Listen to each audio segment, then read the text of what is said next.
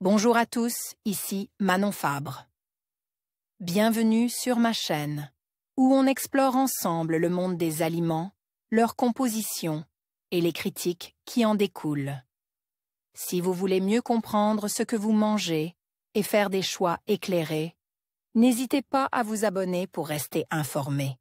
Prêt à découvrir? C'est parti! Bonjour à tous. Dans cette vidéo, je vais aborder un sujet qui suscite beaucoup d'intérêt, les probiotiques et leurs effets secondaires possibles. Bien que ces petites bactéries soient souvent vantées pour leurs bienfaits sur la santé digestive et le système immunitaire, il est essentiel de se pencher sur les éventuels inconvénients qu'elles peuvent entraîner.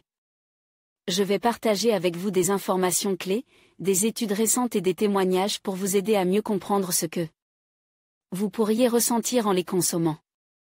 Restez avec moi pour découvrir tout ce qu'il faut savoir sur les probiotiques et leur impact sur notre corps.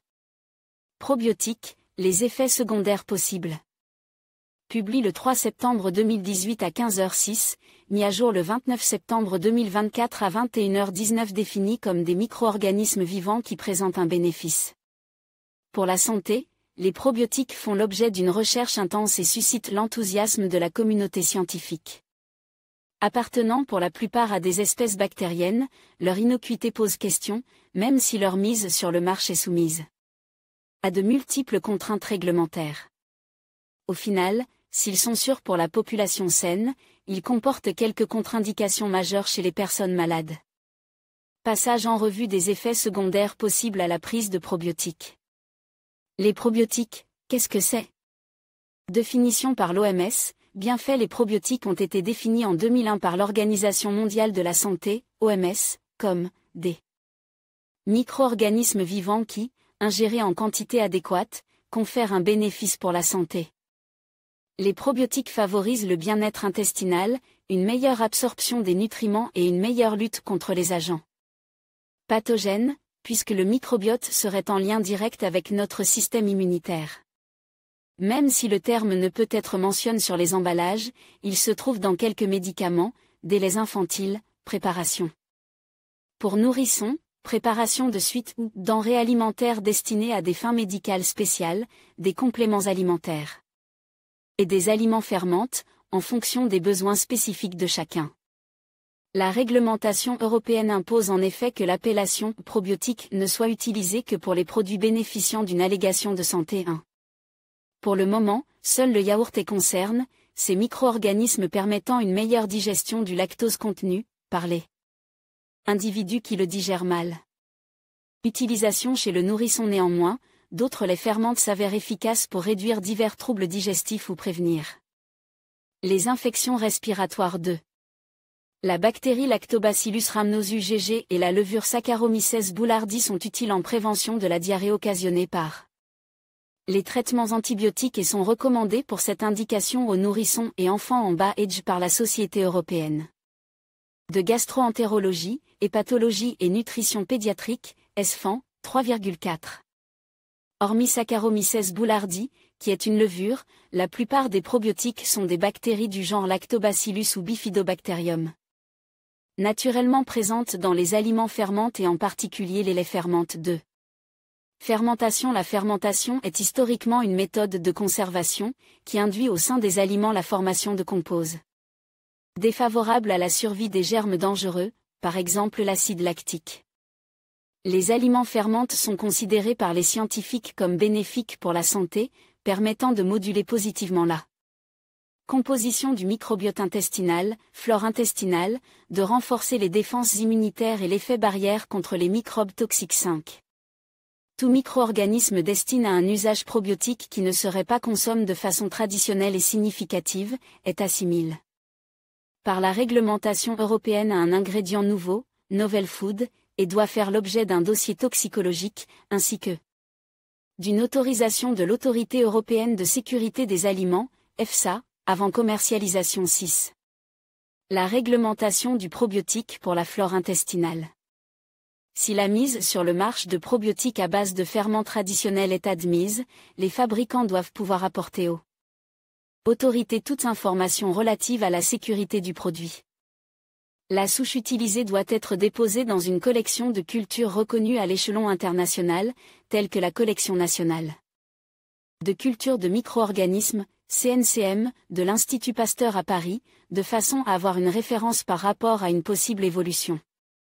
Son innocuité pour le consommateur et l'environnement doit être démontrée selon l'approche QPS, Qualified Presumption of Safety, ou présomption d'innocuité reconnue, mise au point par des experts de l'Autorité européenne de sécurité des aliments ou le système de certification GRA, Generally Recognized ASAF ou généralement reconnu comme sûr, de l'Agence américaine des aliments et des médicaments, Food and Drug Administration.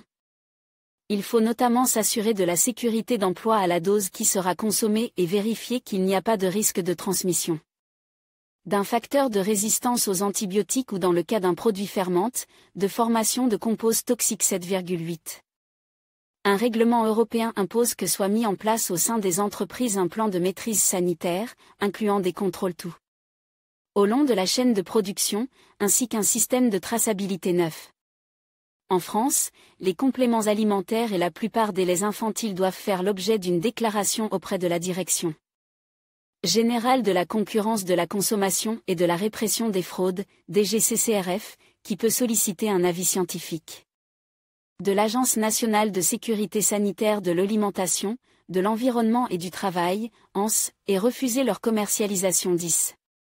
Enfin, dans le cadre de l'article L213 du Code français de la consommation, relatif à la non-tromperie du consommateur, la nature de la souche, le nombre de micro-organismes présents dans le produit, ainsi que leur viabilité jusqu'à la date limite de consommation, doivent être garantis et peuvent être vérifiés lors d'un contrôle de la DGCCRF 7-8. Quels sont les inconvénients et les effets indésirables des probiotiques ? Depuis une quinzaine d'années, diverses observations médicales ont permis de préciser les effets indésirables des probiotiques. Troubles digestifs, est-ce que les probiotiques peuvent donner mal au ventre ? Les probiotiques ont la propriété de demeurer vivants dans le tube digestif et pour la plupart de parvenir jusqu'au côlon. Consomme en quantité adéquate pour conférer un bénéfice, ils modulent la composition et l'activité du microbiote intestinal, flore intestinale. Ils peuvent par exemple induire ou amplifier certains types de fermentation et ainsi être à l'origine de certains effets indésirables. Les effets secondaires les plus fréquents des probiotiques sont les troubles digestifs bénins, tels que des ballonnements ou des gaz. Dans la plupart des cas, ces effets secondaires régressent spontanément en quelques jours. Lorsqu'on est concerné par ces effets indésirables, il est conseillé de réduire la quantité de probiotiques ingérés. Et si les troubles digestifs persistent au-delà de 2 à 3 semaines, d'arrêter de consommer le probiotique en cause. En cas d'affection digestive grave, rectocolite hémorragique, pancréatite, ou à la suite d'une intervention chirurgicale sur le tube digestif, les probiotiques peuvent présenter un intérêt, pour rééquilibrer le microbiote ou renforcer son effet barrière, mais doivent être prescrits par un médecin 11. Seul un professionnel de santé saura recommander des souches en fonction des besoins spécifiques de chacun et des symptômes ressentis. Parfois, une cure de probiotiques peut s'avérer nécessaire. Comment sont les selles quand on prend des probiotiques ? Constipation, diarrhée ? La prise de probiotiques en cure a plutôt tendance à accélérer le transit intestinal. Un déséquilibre au niveau du microbiote peut favoriser la baisse de l'immunité ainsi que des symptômes digestifs comme la constipation. Les matières fécales sont difficiles à évacuer, et parfois, elles sont bloquées dans le tube intestinal. Les probiotiques vont aider à aller à la selle en cas de constipation. Parfois, les probiotiques peuvent entraîner une diarrhée légère en début de traitement, qui est un effet secondaire transitoire. En règle générale, cet effet s'estompe en quelques jours, à mesure que l'organisme s'accommode aux nouvelles bactéries et à la reconstitution de la flore intestinale. À l'inverse, la prise de probiotiques est bénéfique en cas de diarrhées infectieuses, car ils vont rééquilibrer le microbiote. Prise de probiotiques, qui ne peut pas en prendre, bébé, enfant.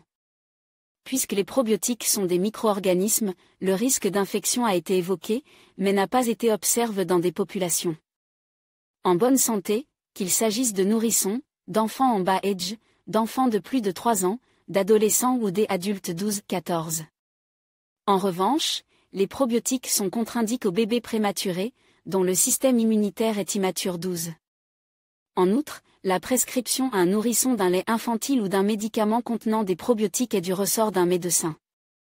La prise de probiotiques est contre-indiquée aux enfants ou aux adultes souffrant d'un déficit immunitaire, que ce dernier soit congénital, lié à une maladie, lymphome, leucémie, ou à un traitement médical, immunosuppresseur, corticoïdes, chimiothérapie, 7,11-15.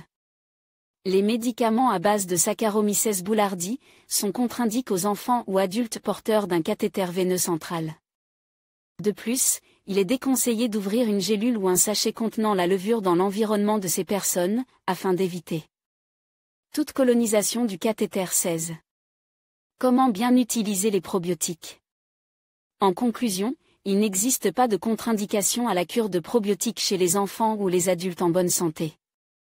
Lorsqu'on a envie de tester un lait fermente ou un complément alimentaire en vue d'activer le transit ou de renforcer les défenses immunitaires, il convient de tester un seul produit à la fois, ce qui évite les surdosages et permet de juger plus facilement de son intérêt. S'il s'agit d'un complément alimentaire, respectez la dose conseillée, selon l'Agence française de sécurité sanitaire des aliments. Une dose efficace est comprise entre 1 et 100 milliards de micro-organismes par jour 13, et en cas de grossesse, prendre l'avis d'un médecin, demander systématiquement un avis médical pour un enfant de moins de 3 ans ou en cas de besoin spécifique. Attendre une dizaine de jours pour constater d'éventuels premiers effets bénéfiques. En l'absence d'effets bénéfiques, ne pas hésiter à essayer un autre probiotique. Les effets peuvent dépendre du microbiote initial 3. En outre, à espèces identiques, par exemple Lactobacillus casei ou Bifidobacterium longum, un bénéfice démontré pour une souche spécifique ne peut pas être extrapolé à une autre souche. En cas d'arrêt de consommation d'un probiotique, ces effets disparaissent environ au bout d'une dizaine de jours. En conclusion, bien que les probiotiques offrent de nombreux bienfaits pour la santé, il est essentiel de rester vigilant quant à leurs effets secondaires potentiels.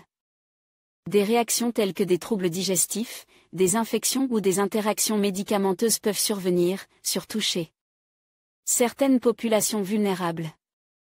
Avant d'intégrer des probiotiques dans votre routine, il est recommandé de consulter un professionnel de santé pour s'assurer qu'ils conviennent à votre situation personnelle. Restez informé et prenez soin de votre santé.